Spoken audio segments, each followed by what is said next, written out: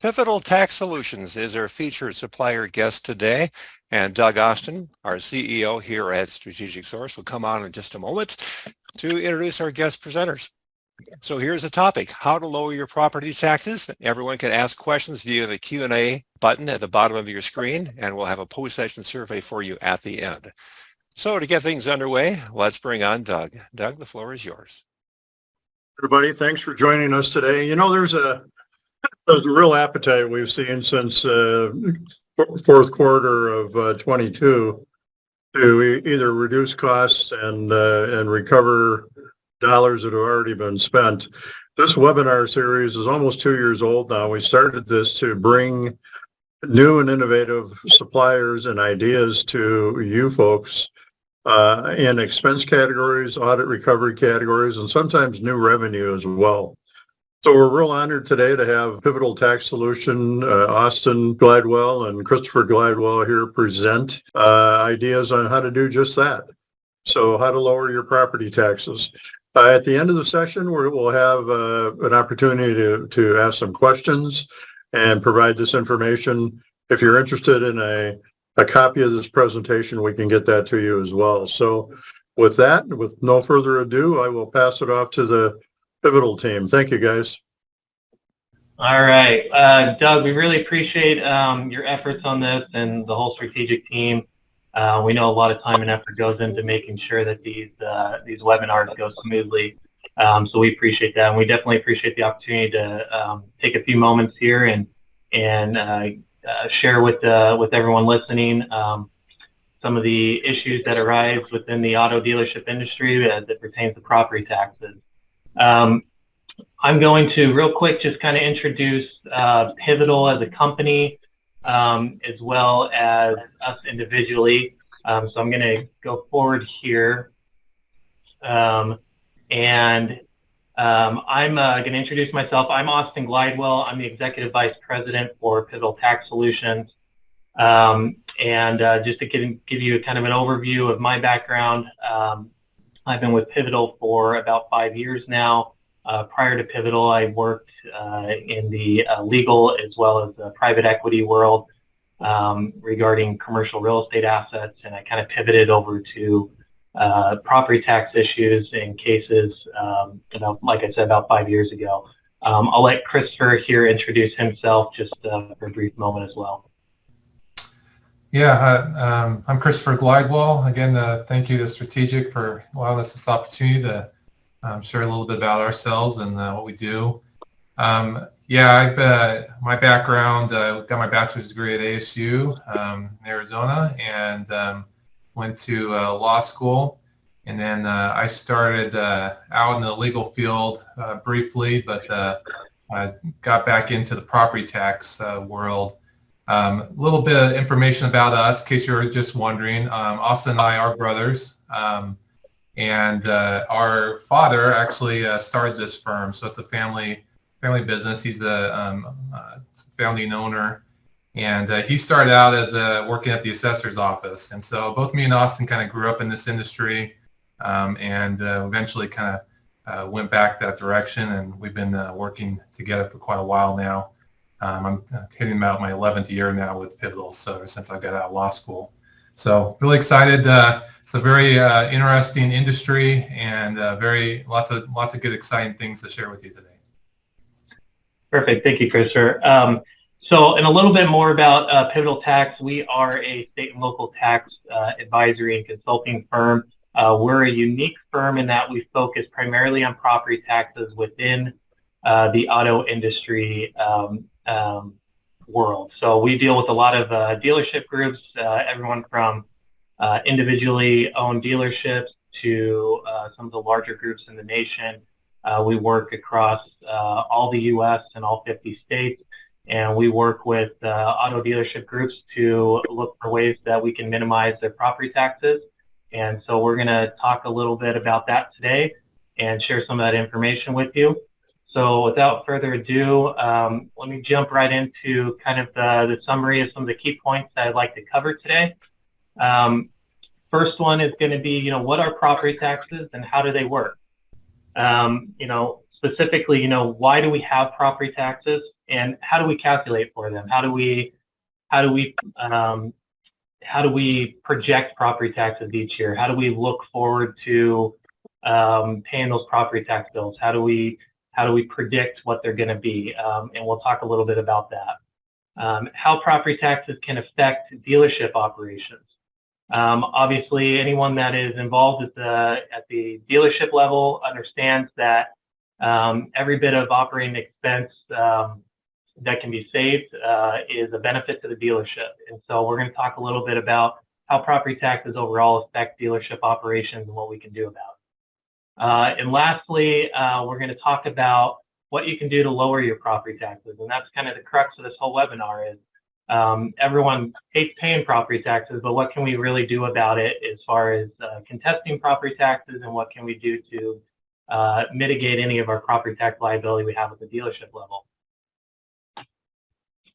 So let's start with doing a little bit of property tax 101. Going into property tax, what is property tax? So property tax is a tax that is paid on property owned by individuals and businesses. The general rule across the country is that if you own property, the government's going to look or try to find a way to tax it. Okay, and the exception is that certain states have different rules on what can be taxed and what can't be taxed, and what's exempt, what's not exempt for tax purposes. But the general rule is that if you own property, you can expect that it's going to be taxed. Generally, with property taxes, it's collected at the local government level. So we're not dealing with the IRS. We're not dealing with the federal government. We're talking about local counties and cities that collect taxes based on your property. Okay. Now, if you're wondering if property taxes are something that would ever go away, well, it's sad to say that property taxes are probably going to be a foregone conclusion of something that is going to exist for all of time. In fact, property taxes going back to early civilization have existed. Anytime that you own land, crops, other commodities, local government entities have always looked to collect a tax on it. So when it comes to property tax is something that should be at the forefront of everyone's mind because it's a certainty that's going to occur each and every year. Going on to the next section here on the slide, types of property tax, real estate tax, that's really going to be our focus today. And really what that is we're talking about the building and the land. So when we're talking about the dealership, we're talking about the physical bricks and sticks of the dealership. And that involves, everything from your showroom to your garage to collision centers to repair shops, everything that's a physical building. We're going to focus on that topic today. Business personal property is the other form of property tax. And that's really furniture, fixtures, equipment, appliances, and other non-permanent non-permanent items that are brought into the dealership for business operations. And there's a lot of nuances that go on with business personal property, and we do a tremendous amount of work in that arena. However, not every state requires dealership owners to report business personal property, so we won't spend a lot of time on that. But think of things such as like conference room chairs, cubicles, computer equipment, any sort of manufacturing equipment that might be in the dealership, hydraulic lifts that are portable, car wash equipment. Those sort of things are considered personal property, and those are taxed in most states, but not in all states. But again, we're going to focus primarily on the real estate asset, which is going to be the physical building of the dealerships. And Christopher is going to go over this next section here, and I'll let him talk a little bit more about the property taxes and what they're used for. Yeah, thank you, Austin. So, everybody kind of wonders, where do my taxes go, and how does that benefit me? Well, actually, property taxes, like Austin said, are pretty stable taxing type, and because of that reason, they have, if nothing else, expanded over time. And a lot of states are putting more emphasis on it. Texas, for example, a while back, got rid of their state income tax in favor of higher property taxes because it's kind of a more stable way of taxing. If you look at this kind of list here, these are some general areas where taxes typically are going in the local jurisdiction. Of course, it depends on their state and county on how they do that. But in general, across the country, the lion's share of property taxes go to school districts. They also go often to the police and fire, sanitation, parks, etc. As you can probably imagine, because this is done on county level, and you have these independent taxing jurisdictions, this can get a little political. And we've had experience, especially in the last recession we had, where you had some of these independent groups, needing money for their funding and really getting involved with, coming to the table asking about, who's getting what and how much for each one of these groups. And in most places around the country, for example, if you appeal your property taxes, you will be basically going up against the local assessor, which we'll talk about in a minute. But there are some states where the counties or towns will allow the local school districts to get involved with the appeals because they are being influenced or being their tax dollars, which their funding is basically being influenced by the appeal, which makes the appeals more complicated, of course. So it's kind of an interesting scenario. And a lot of times we've also seen where the leaders of these groups, whether it be the local school district or police and fire, will get involved with the local assessor and discuss the issues and their concerns about funding and those kind of things as well. So. Okay. And Christopher, you're going to run over just real quickly and briefly this next slide that I populated here for you as well.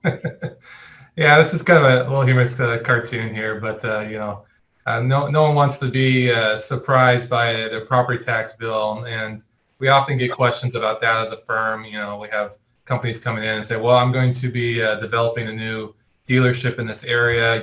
What can you project what our property taxes are going to be? Don't want to be surprised. In some places that's easier to do than others, depending on where you are in the country. But certainly a big issue, and as far as trying to budget numbers for first year working in that area. So how property taxes are determined? So there's basically when it comes to property taxes, two groups really involved. You have the local assessor office, and you have the tax collecting agency. In most states around the country, they try to keep these two organizations, departments, whatever they call them, separate. The assessor can go by some other names. So basically, we're talking about the organization that's in charge of valuing the property, the real estate in that county or town or city, wherever it may be. Assessor is probably the most common name around the country. We also have names like property appraiser's office. If you're in Texas, it's the appraisal district. You have things like that, but they all have basically the same responsibility. They're in charge of valuing all the parcels of land and any improvements that are on those pieces of land throughout their jurisdiction. In addition to that, the taxing agency, they're in charge of taking, once the assessor comes up with that value, they're supposed to take that value and then apply a tax rate to it to calculate the taxes, and then they send out the bill and then they collect it. And so oftentimes we get taxpayers that, and I know they do as well, because we talk to the government agencies quite often, that they call complaining to one or the other agencies, and they kind of play each other against each other a little bit, because the assessor's office, if you call them, they're going to say, well, we're not really responsible for taxes. You need to talk to the taxing collector or the treasurer, whatever you want to call it, that's in charge of that. And if you call the tax collector, they say, well, we don't have anything to do with how your taxes are really generated. We just send out the bill, and you need to talk to the assessor's office. They both play together, but they are separate, and I think for good reason. They want to keep the assessors supposed to be, their job is to be independent in their valuation and not take into account any tax amounts or the taxing implications of their valuation. And the tax collector is just simply supposed to be sending out the bills and not really get involved with the politics or how the values are derived, if that makes sense. So. Austin, anything you wanted to add to that? Nothing really further in terms of what you had already mentioned. I will just kind of add, as Christopher mentioned, these are separate entities in most instances, or they're supposed to be separate entities.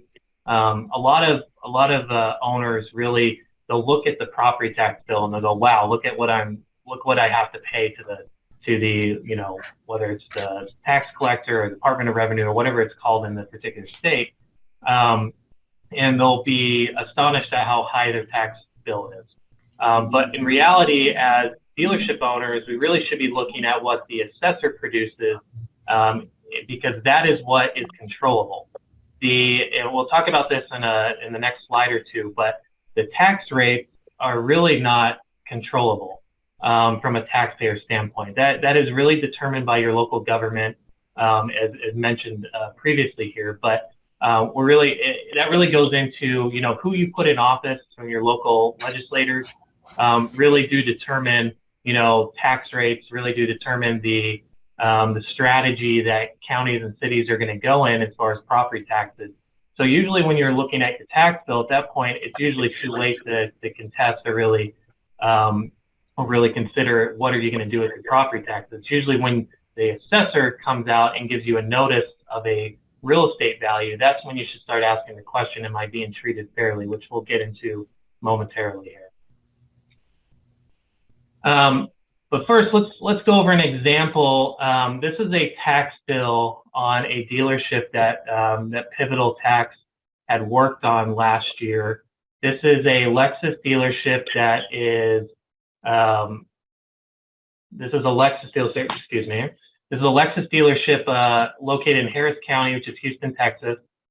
The 2022 assessed value. So again, this is what the local central appraisal district is what they call it in Texas, but the local appraised value essentially was $17,420,280.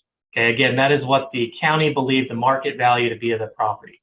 The tax rate, as you can see here, was 2.145293%. Okay, to come up with the property tax bill, which the property tax bill was just over $373,000, all that was done was you take the assessed value at the 17.4 million number and you multiply it by the tax rate, and voila, there you go, you have your tax bill, and that's what the taxpayer is left to have to pay. And you can see that's a very significant number, over $370,000. But you can see the simplistic nature of how it's calculated and the separation between what the assessor does and what the tax collector does. Tax collector is just the mathematician behind the tax rate and what the assessor gives them. And so really the number that we work with at Pivotal is the starting number, which is the assessed value of $17 million, to determine if that's going to be a fair number or not. And we'll get into how we can contest those values in just a moment. But one of the things I want to point out here is on this graph, you can see that it allocates out where exactly the property tax money is going, which I think is really cool, because there's a lot of places around the country you really have to dig into documents to figure out who's getting what revenue share. But in Texas, they're pretty open about where it goes. See, 46% of it's going to the Houston school district. The next biggest chunk is going to the City of Houston's general fund at 24%, and then you got the Harris County where the property sits at 16%, and the rest of them are allocated. The rest of the property tax value is allocated between various different taxing jurisdictions, including the Community College Fund, the Port Authority that's there, and some other ones. So kind of interesting, but that's kind of the tax dollars in work and where they're allocated, but that's how it's calculated. And again, the main thing to focus on is the assessed value, because that's really the controlled portion of property taxes and what we can really work off of. Hey, Austin? Yeah. So I was going to mention too, this is the basic formula around the country. There are some states that have a little bit, they throw in a few other little nuances. For example, a number of states have tax caps, either on the actual taxes or on the value. And so after they calculate this, you may end up with a smaller bill because of that limiting factor. And it just depends on where you're at. There's a number of states that have things like that, but they all take this basic system and they may take some tweaks to it after that. Absolutely, and you make a good point, Christopher. Yeah, this is meant to be a general example of kind of the general approach that most counties and cities take when calculating taxes, but certainly every state has their different nuances of how they calculate it. But generally, you have an assessed value, and then you have a tax rate, and that's how taxes are calculated. But again, there's a lot of different nuances which we dive into each and every day, and some of them get a little bit complicated. Others are more simplistic, like in Texas, but certainly there's not a single way of doing it, but just a general kind of way that most taxing jurisdictions go about it. So moving on here to our next slide, we might ask ourselves, well, why does this matter? Is dealership owners, operators? Well, property taxes are one of the largest operating expenses for dealers. They're really one of the largest operating expenses for anybody that owns or operates commercial real estate. But we're talking here just dealerships. Dealerships have a tremendous amount of expenses, overhead costs, inventory, employees, benefits, everything that goes into not only operating the physical building, but also operating the dealership business. And so understanding where your property taxes come from really helps you to understand, okay, well, what can we do? Or it starts to help you to ask the question, what can we do to predict our property taxes, or what can we do to plan for our property taxes and possibly mitigate them? It helps you to also understand, why property taxes are increasing. Is it because the value of the building is going up, or is it because of the tax rate? I'd be lying if I said there wasn't dealership groups that we've worked for that have gotten out of certain places around the country because the tax rates have just gotten out of hand, and they don't want to do business in those jurisdictions. Versus, hey, your property tax rate might just be going up because the real estate market's going up. It has nothing to do with the tax rate. We've certainly seen increased tax bills year after year where the tax rate's actually going down, but the real estate value is going up. And so then we consult with clients on how we can best mitigate that, or make arguments as to mitigate the actual real estate value that the assessors are coming up with. Okay, why this also matters is assessors, they're known to make mistakes. We saw that example at the Lexus dealership in Houston. That was a $17 million value. Using that as an example, if you as a dealership owner or operator feel like your property is worth $15 million, well, then you would say that that's a mistake on the county's end for inflating the value too high, and you might have good reason as to why the value should be lower. So you don't want to pay more than you should. It can hurt your business, especially when you're dealing with certain places around the country. Property taxes can be really, really high, and any bit of savings up front can be the difference in a good year or a bad year at the dealership. So all key things that we want to pay attention to. And lastly, we want to make sure that we're being treated fairly. And we got a slide specifically for this later on, but a lot of places around the country use this word called equity, which is another word for being treated fairly when it comes to taxing purposes. And the perfect example of this would be, and we see this all the time, dealerships are always around other dealerships for the most part. They could be in an auto mall, they could be just alongside the freeway. But generally, if there's one dealership, there's going to be another dealership closely by. You might have a Toyota dealership that was built in the year 2000, and it's 50,000 square feet. And right next door, you might have a Honda dealership that's roughly the same size that went up the same year. But the Honda dealership next door is getting a lower tax bill because they have a lower valuation. And you have to ask yourself as a Toyota dealership, well, why is my competitor getting a better rate than I am? And then it doesn't really necessarily come down to value. It comes down to fairness. And a lot of states around the country actually have statutory language in their taxing laws that require the assessor's offices to not only take into consideration the market value of the building when coming up with a tax value, but also what is fair compared to other like or similar properties. And so we have to point those things out to the assessors on a regular basis as well. So we'll get into that in just a moment here. Next, though, we're going to get into appealing your property tax values, and what does that really mean? I'm going to have Christopher kind of run through this a little bit, but this is going to be kind of the crux to how do we deal with issues with our property tax value. Yeah, thank you, Austin. So the most, just about every state in the country has an administrative process for appealing your property taxes. And the reason why they do this is they want to have an opportunity for the public to be able to challenge the taxes that the government is coming out with. And they typically will have a two-part system. They'll have an administrative level, so you go and you actually appeal it or argue your case in front of an administrative panel, which would be, your local government officials, versus also going to court. Some places, court is pretty much your only option, but most states have some kind of administrative process, whether it's successful or very helpful depends on your location. But the general makeup of these administrative appeals is where you basically go and file some paperwork with your local assessor or some kind of board that oversees the assessor's office, and you will submit either evidence for your case, or you will ask for a hearing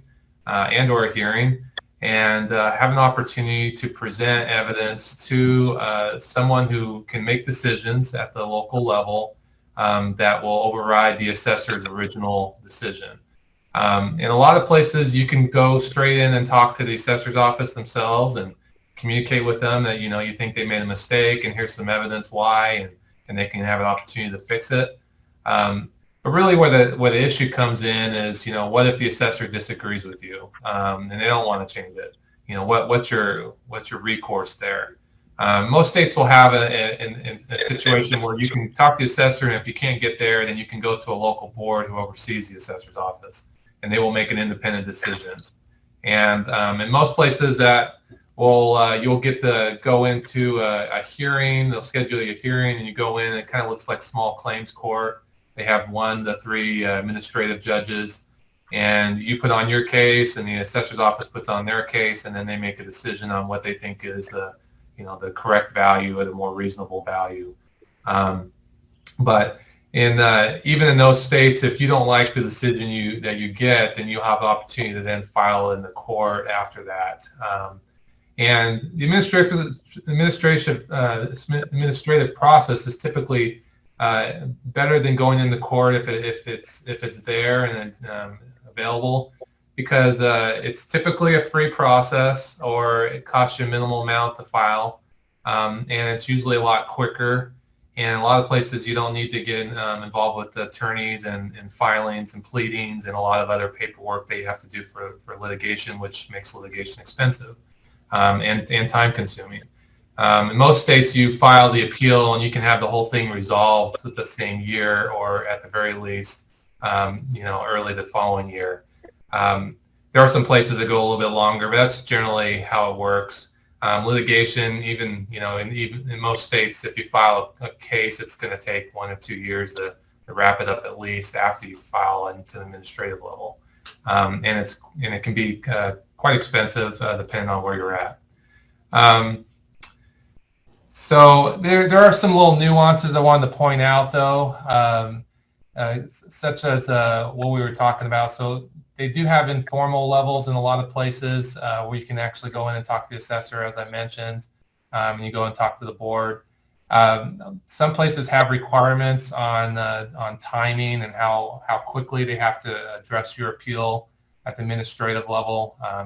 Texas, for example, if you file, they have to have all their hearings done basically by the end of July, so it crams everything really quickly. In comparison to California, if you file, the boards have to hear your case within 2 years.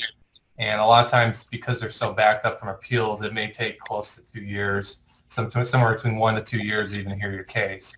And so it really depends on how fast this process goes by where you're at in the country.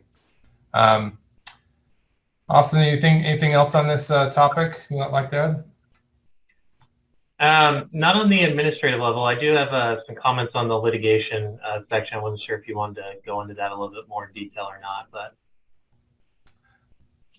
Sure. So, in litigation, we personally, we don't try to represent, in both me and Austin are both attorneys. We're not licensed in every state in the country. We do represent a lot of countries. What we do is we team up with other attorneys locally to help with the process, and then we get involved with the settlement and the discussions and providing evidence, et cetera.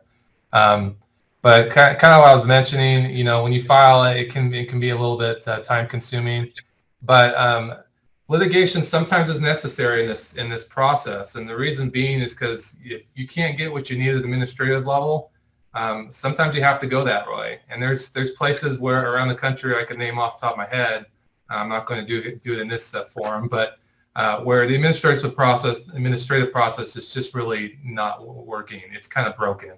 And the taxpayers really don't get relief at that level. You have to go litigation to get what you need, and to get fair treatment, in other words. And so in those places, we always recommend going there, but you really have to take a look at, is it worth the time and money based off your case and the evidence you have. The other thing is, in some places, if you don't file a case, you may lose out on other opportunities.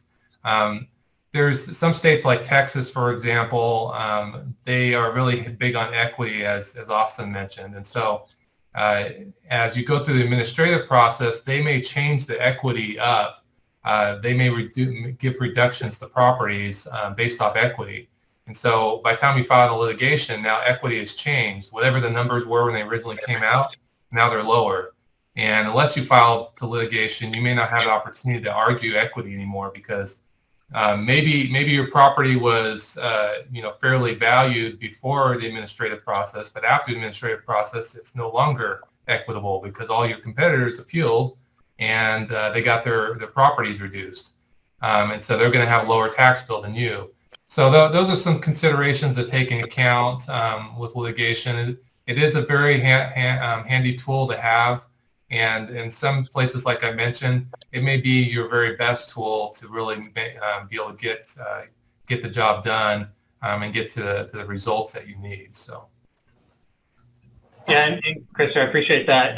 The only other thing I would add with litigation, and it's worth noting that, property tax appeals in court are generally at the bottom of the importance list for most judges. And so when a judge is looking at their calendar and they have all these other civil cases that they have to have heard and they see a property tax case, it's generally their response to the parties are, you guys figure this out, you guys come to a settlement and let me know. Very rarely does a property tax appeal based on the value of a building really go to trial. In fact, when push comes to shove and we're even up against a trial deadline, we've always been able to settle cases. I can count on one hand how many times we've actually recommended going to trial, and even in those cases, we ended up settling at the last second. So most litigation cases in property tax are really just an extension of the administrative appeal, and it allows you to have further conversations with the county and or city on what the resolution could be. And so I think that's really worth noting. Litigation, usually you'll file a court case and then a settlement conference will be issued, and at that point in time both parties can come together, and usually some sort of resolution will come together. So it's really, I think a lot of owners kind of get scared off with this litigation kind of tactic, but in reality, as Christopher mentioned, in some states it's commonplace.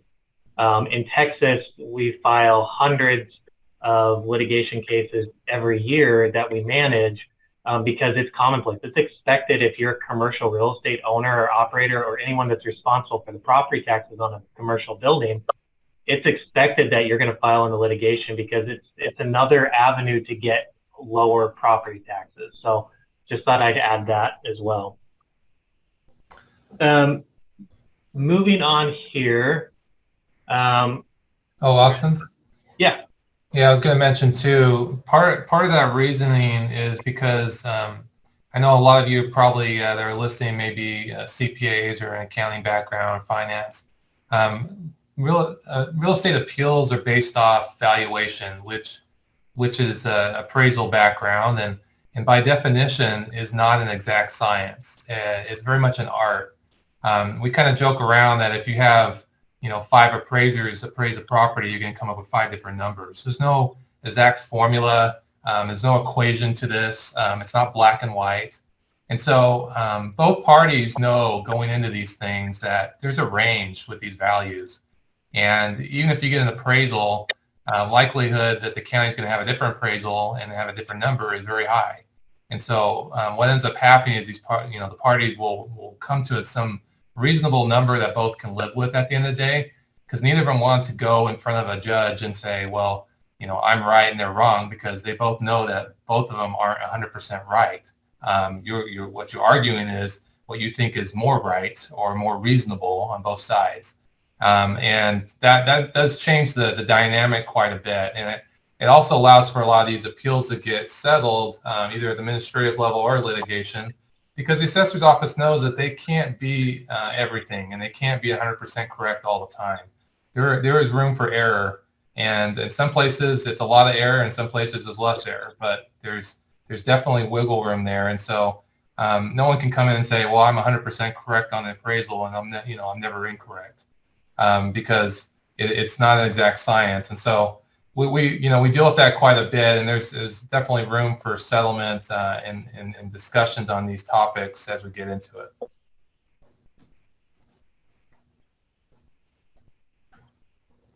Absolutely. So why appeal then? Let's go through each one of these real quick. Most government employees don't understand dealership buildings. That's just a fact. With dealing with county appraisers all over the country, the vast majority of them just do not have the knowledge that you would expect out of an appraiser that works for the government. So their knowledge usually starts and ends with the showroom, and there's good reason for that. A lot of people understand what the showroom is because they've been to a car dealership. They understand, hey, when I go buy a car, I'm going in the showroom. I'm going to look at cars out in the lot, and that's about as far as customers generally get, except for maybe like the lounge area and the service portion of the dealership. But government employees don't really have a whole lot of knowledge, because the truth of the matter is a lot of them just they are what they've essentially been bred to be, government employees. That's the truth, the hard truth with a lot of government workers at the assessor's office, is that they haven't worked out in the real world. A lot of them haven't gone out and walked dealership properties, and so you run into a lot of government employees that just don't understand the dealership buildings, the makeups of them. And so it's really important to understand that there's going to be inconsistencies with the valuations that assessors put out on dealerships. Next, the assessors make mistakes all the time. This feeds right into what we were just talking about. Most assessing offices use what's called mass appraisal computer systems to value the real estate. And the reason for that is the assessor is tasked with a really difficult job. Their job statutorily in every state is to value every piece of real estate in their county. And so you think about counties like Los Angeles County, for example, a massive county with trillions and trillions of dollars worth of real estate, and their job is to value every single building, every single home, and including dealerships, and they have to do that. You talk about counties like the surrounding counties of Atlanta and the Dallas area and Houston, the Phoenix area, all these massive counties, and they're tasked, these assessing offices are tasked with valuing every bit of real estate. And so what they do, instead of getting to know each one of these properties, is they use a mass appraisal computer system, which is a fancy, they put in some variables into their system based on zip codes, based on variables of classifications and things like that, and they spit out a number. Very, very similar to valuing your home based on a Zillow valuation, and we all know that Zillow had major issues over the last couple of years with estimating values based on an algorithm. That's essentially what assessing offices are doing. They're coming up with a value, whether it's right or not, based on algorithms rather than getting to know your property. So what does that lead to? Well, it leads to common mistakes that that appraisers or other groups like ourselves that look at the property for what it is, and the county makes mistakes because they just don't know. They don't know the details of the property. So they don't know the condition of the building most of the time. Valuing the showroom the same as the garage is a very common mistake. And in most dealerships, most standard traditional dealerships, the garage makes up about half of the total building square footage. And so you're talking about a showroom which is going to be maintained and it's going to be built at a higher grade of construction quality, being treated the same as a garage, which doesn't have the same requirements from a maintenance standpoint, and it's certainly not of the same quality as a showroom, but yet we see all the time assessing offices valuing the garage in the same manner that they value a showroom. Next common mistake we see a lot of, yes, go ahead, Christopher. I was going to add, so, you know, a lot of you may be familiar with getting appraisals for your property or maybe even on your residential home when you bought one, and they give you a book, maybe anywhere from 50 to 100 pages of detail. They go by and visit the property. They give sketches of the property and all this detail about the property. What Austin's talking about here on mass appraisal is not that. We're talking about a computer-generated value where the assessor's office is generally taking aerial photographs and making a lot of assumptions based off information, and doing measuring buildings from 1,000 feet up, and doing a lot of assumptions. These appraisers don't have time to go visit your properties. They may, like on a rotation, go every few years, but they're not going to catch stuff on the outside too often. They're not going to walk through your property, especially without permission. They can't do that. If you have a property that's it's income producing or has some kind of lease, or they're not going to have any financial information about it. All they're going to have is public information. So it leaves a lot of room for error there and just not understanding the nature of these properties. And the other thing is, because they're using these computer-generated systems, they really try to fit everything into a certain box. They say, okay, here's this category. We're going to treat this category like X, and we're going to have this other category. We're going to treat it like Y. But the problem with auto dealerships is they're kind of don't really fit the cookie-cutter model of the assessor's offices, generally what we see. And we run into assessor's offices all the time where they really haven't been in these buildings. They really don't understand. They try to treat the whole dealership either like a normal retail store or like a big warehouse, and they're neither. The reality is, is they're kind of a mosh podge of different things. You got to have a nice showroom, which is nicer than a normal retail store, but then you also have some office space, which really isn't as nice as a normal office building.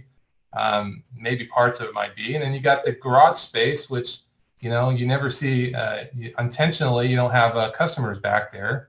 And it's not really like a warehouse either.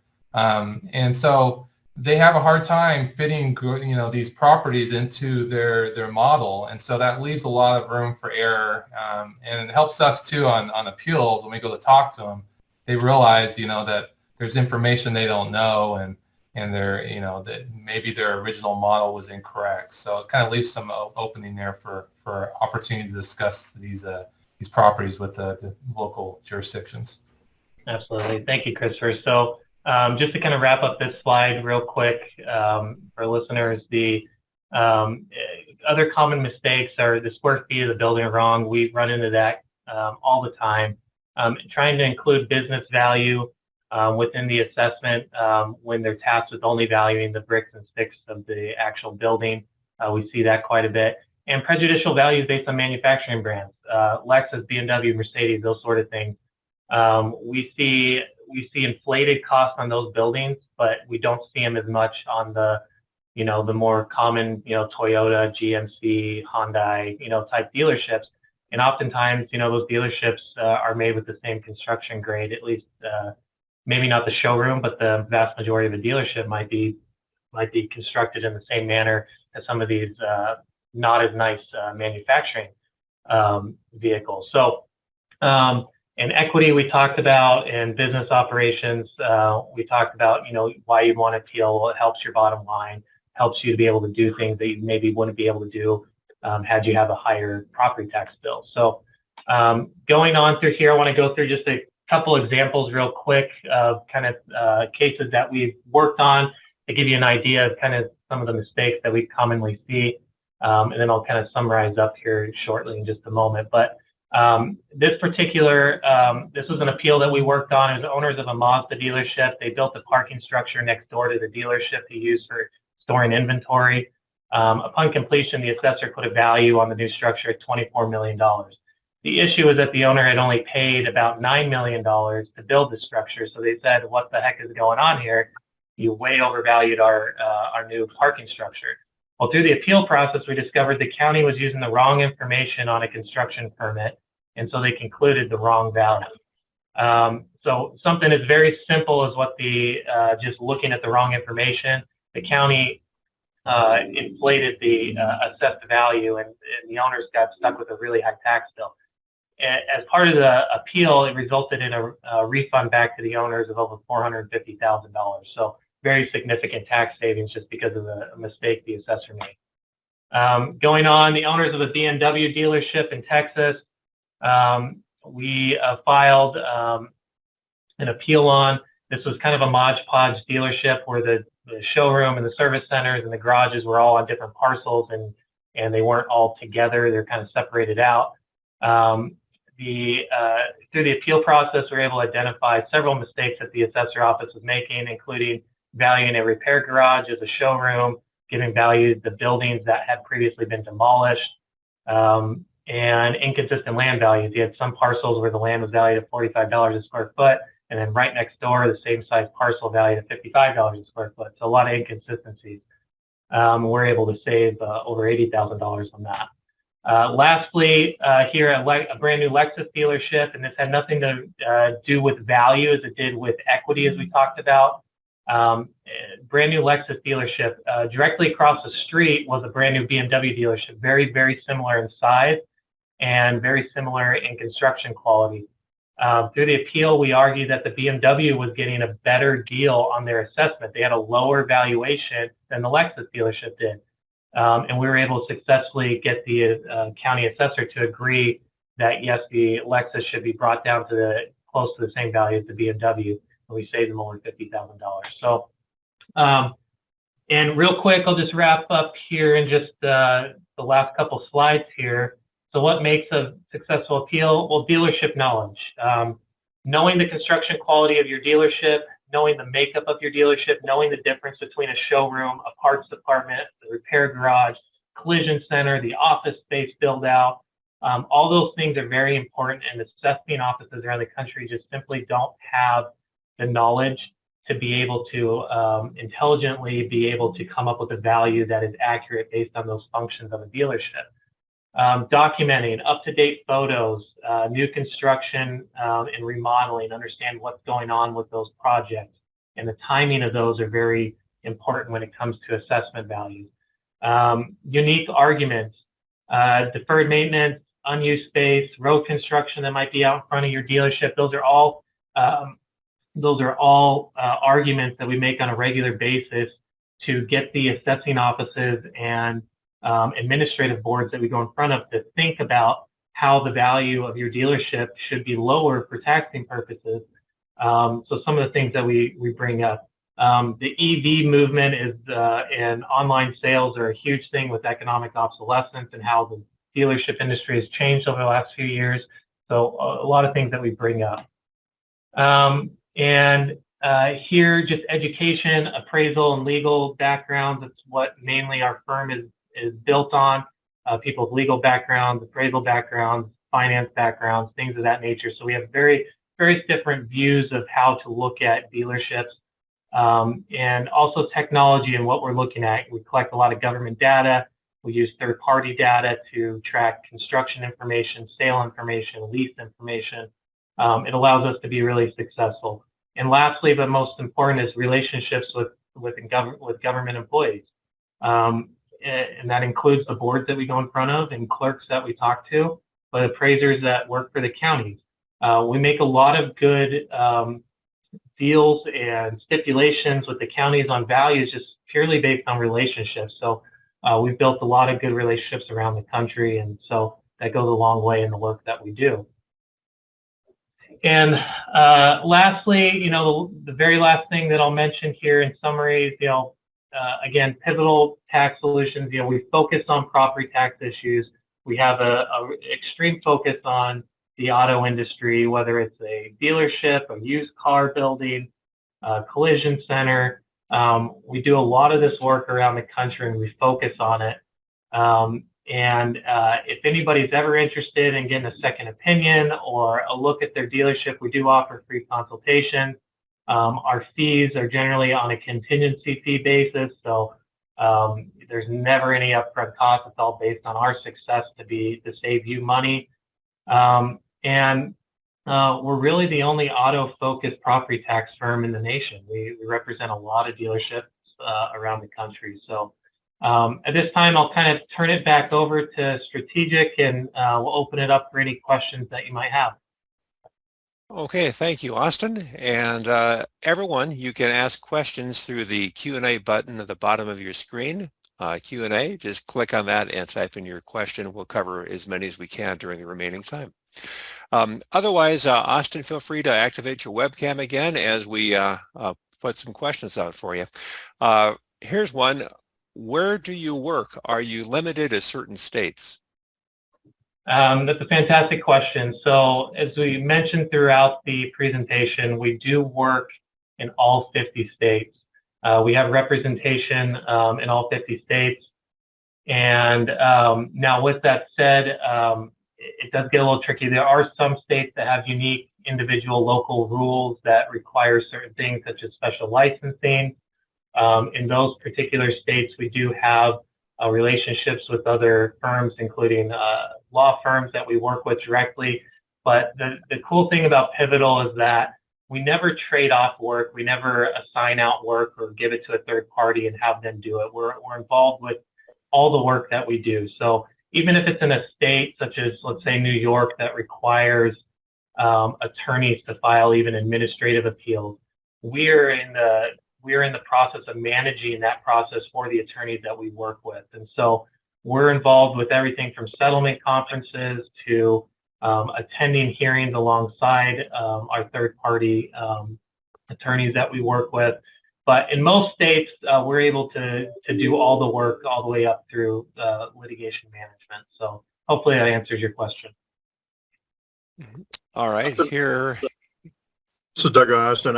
One of the questions I meant to ask earlier, so what does a timeline usually look like when a company engages you? Is this a 90-day review? Is this a 6 month, 12 month? How long does it normally take once you determine there might be an opportunity to get a resolution and see a reduction in the tax rate? Yeah, that's a wonderful question, Doug. So the answer is it depends. So with every state, it's a little bit different, but we're really basing our reviews on when a potential appeal could occur. So in some states, appeals, the deadlines to file for an appeal range anywhere from January all the way up to December. It really just depends on the state. In most states, the bulk of the states, I would say, your values come out in the springtime. So we're really talking March to May time period. And then from then, we have time to review your property, come up with a game plan, and then we can file an appeal. So it really just depends on the needs of each individual client, but we base it around kind of the deadline to file an appeal. So generally, we like to engage clients at the beginning of the year because it's kind of a fresh review of their properties, knowing that they're going to get assessments coming in the next few months. So right now we're really busy with doing reviews of new properties, new dealerships that we're looking at. But we can also look forward to the next year as well. So it kind of just depends on the state that the property is located in. Thank you. Everyone, you can ask questions here via the Q&A button at the bottom of your screen. And we have a few minutes, we can fit a few more in. Austin, here is another. What sets Pivotal apart from other similar property tax firms? Yeah, that's another great question. I would say when it comes to dealerships, we've done some internal analysis on this because a lot of this is public information as far as who files appeals and things like that. There certainly are other firms that work with other auto dealerships across the country, but we file more than anybody else does. And there's a reason for it. Our work is almost always referral based. So even some of the larger groups that we deal with, the national groups, almost all of those have come to us through referrals. And our unique approach to focusing on auto dealerships has allowed us to become very, very knowledgeable on how auto dealerships work and how they operate. And you know, any tax group can file an appeal on behalf of a dealership owner, but what you're really looking for in somebody that's going to do an appeal review is, do you know what the auto industry is? Do you know how dealership operations work? Do you know what the makeup of a dealership is? And that's what we focus on, and we've become very knowledgeable on. We walk a lot of properties. We go out and see these properties in person, and so it allows us to really do things that I think other agencies and other consulting firms aren't able to do. But also our customer service. We got a large customer service team with Pivotal, and we really make the customer aspect of it really high on our importance list. We want to make sure that we're communicating with each and every owner out there, and we're doing what's in their best interest. So, all right, before we get ready to wrap, let's fit in one more. Can this type of work be done in-house? It certainly can, and there's groups out there that dealership groups that do this in-house. The issue is, and the problem is that it can get really time-consuming, and if you're doing it in-house, it generally means that there's someone in the finance department, or there's a controller or a CFO somewhere, or maybe even the owner that is managing that process, and it takes away from the ability of those individuals to focus on their jobs and making their dealerships as profitable as they possibly can. And so even though it can be done in-house, if you don't know all the subtle nuances that local jurisdictions have through the appeal process, it makes it really difficult to navigate through that. And so that's what we do, and that's what our job is to make that process as simple as can be for our dealership groups. And so we focus on that so you can focus on your dealership and your day-to-day operations. All right, why don't we bring Doug back on here for a few closing comments, and we will conclude our time. Well, thank you everybody for joining us today, and especially Christopher and Austin. Thank you for a very informative presentation. You know, this is probably something everybody needs to take a look at within their dealership, and the fact that it's contingency based kind of suggests this is a no-brainer. Why wouldn't you do it? And why wouldn't you have professionals taking a look at this rather than trying to tackle it yourself? So, guys, thank you for a very informative presentation. If you'd like a copy of the webinar today, reach out to us, sales@strategicsource.com, or you can contact Chris Austin at 612-386-3898. We'd be happy to forward whatever you request across. And encourage you too, this will be posted on our website probably within a couple of days. You can listen to it again there. And we look forward to seeing you again at our next Innovative Supplier webinar. Thank you. All right, and I'm going to bring up a post-session survey. We'd love to have you give your feedback on the time spent and make these webinars as good as they can be. So thank you, Austin. Thank you, Christopher, and Doug also, and everyone for attending. And we look forward to you joining us on future webinars with Strategic Source. Have a great rest of the week, everyone.